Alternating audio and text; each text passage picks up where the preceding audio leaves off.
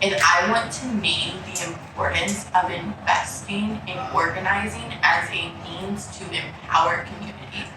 And I think especially when it comes to the budget, when I say organizing, I think outside game. When I say advocacy, I think inside game. So advocacy looks like we sit down behind closed doors with a council member. We ask for things, they make commitments. We know that they made the commitments. People outside don't know that they made the commitments, right?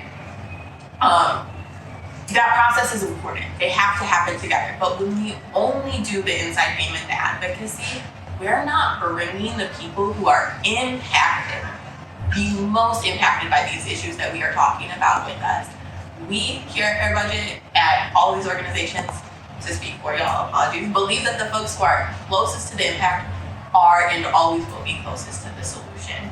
And so it is so imperative that we are investing in the organizing, we are investing in the people doing the organizing, and we are creating real pathways for everyday people, not paid advocates, not folks who do this for a living, everyday people to be a part of the budget process. We say here at Fair Budget, the budget is everybody's business, and it is very intentional that it doesn't feel like that. It is very intentional that this is one of the most inaccessible government processes in the field, right? And so I really just want to name that, like, when we are experiencing, again, just such an egregious lack of transparency and accountability, often those wins that we do get, which sometimes are walked back, but I'll point to the pay equity uneven, that happened with tons of outside game, but also there was a very pivotal moment, right, last year, I believe, when parents and families and people who were most impacted showed up. And we need to be bringing those people with us, and we need the commitments that folks made to be made to the whole community, so that when they walk back on them, you're not just walking back on a commitment you made to the three of us behind a closed door, but now your constituents are really a part of this process and are here to hold you accountable. We need to be able to apply external pressure to give our internal advocates cover to push the council members, the mayor, et cetera, forward. And so I just really want to name that this budget season and every budget season is so important that we are doing very intentional work, and it has to be intentional. It's not easy to bring everyday people, moms who might work second, third shift, who have kids in school every day. It's not easy to bring them to budget hearings. It's not easy to bring them into the fold, to bring them to meetings, all of that. But we have to be intentional, and we have to really invest in making that possible so that the budget can be everybody's business. And that's how we will, inshallah, achieve a fair budget.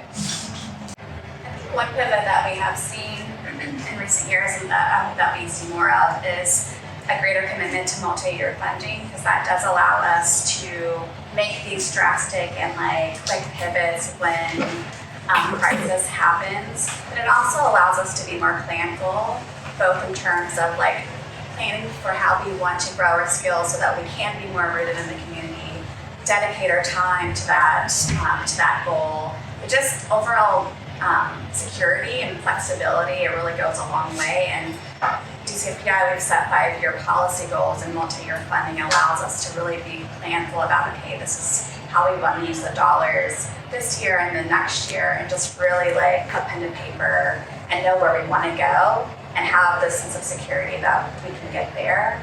I think what we learned during this budget season, and what happened in 2020 and 2021, just what we've also seen a bit of a pivot with funders is that you all have given us a little bit more flexibility to not meet all of the deliverables in our grant agreements if we have to make a hard pivot and address short-term crises and then get back to the more medium and long-term goals that we've set out. So we have really appreciated that flexibility from our funders.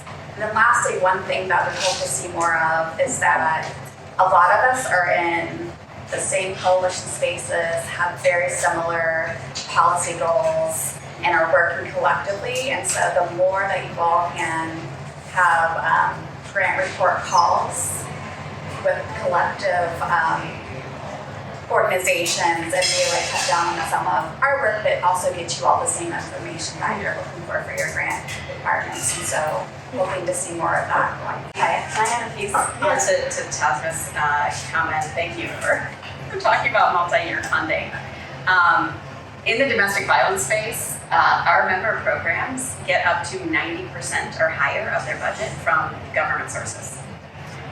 And bringing it back to our DC budget, right? We talked about what it looks like how do we figure out what's actually going to be in that budget document each year, right? Which we find out sometime in June, and then we hope that Congress is going to approve it. Right around that same time is when our grant proposals are due to our government funders. Right around then in July. Fiscal year starts October 1. When do we hear back about our grant proposals? Sometimes in the middle of October. Very, very best case scenario at the end of August.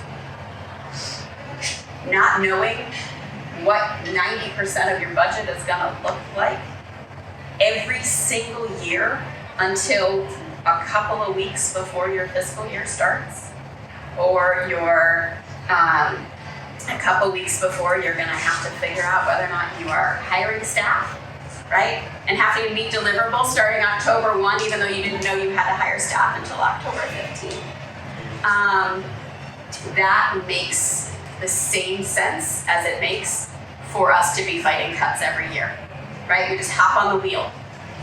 That means we're not out there spending energy creating or finding best practices and looking at innovative programming around the country and around the world that we can bring here to DC, because we don't have the luxury of the 5-year plan, right? We can dream about a 5-year plan, but I don't know if I'm going to have any staff in my organization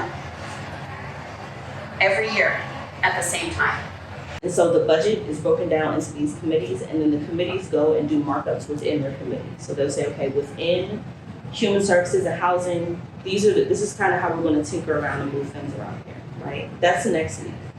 If we, as many of our budget priorities, if we can get them marked up in committee, that means we're not fighting the 2 weeks after that, right? And so that'll give us a sense of like, okay, we're now at the point where we have a hot list. And we can go say, okay, these are the things that have been restored or haven't.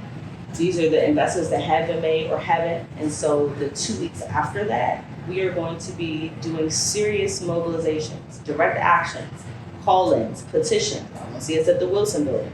We're going to be shutting some things down, which means we need rapid response funding over the next 3 weeks. Because every mobilization, y'all, we need t-shirts. I don't have mine on right now, it's in the back corner, but we need t-shirts so that people can say, oh, that's good budget over there. Mm-hmm. We need stipends. We need lunch. People will be hungry. The Wilson Building, people are going to be testifying well into the night tonight, right? There are folks that are going to be needing overtime. Folks are going to need transportation. We got to put people on Ubers. We got to get Metro cars to get folks out, right? We need childcare. We're going to have some rapid response meetings to say, okay, what happened in Marcus? What did you hear? You heard from so-and-so this happened, so-and-so told you this, they ain't put this money here, they didn't restore those cuts, somebody said they did, it's actually $6 million in the other way, right? We got a lot of numbers crunching and strategy to do over the next month. And it's one of those moments like we have to do rapid fire, has to be rapid response, we can't get out of it because we have from now to the 29th to create the budget outcomes we want to see.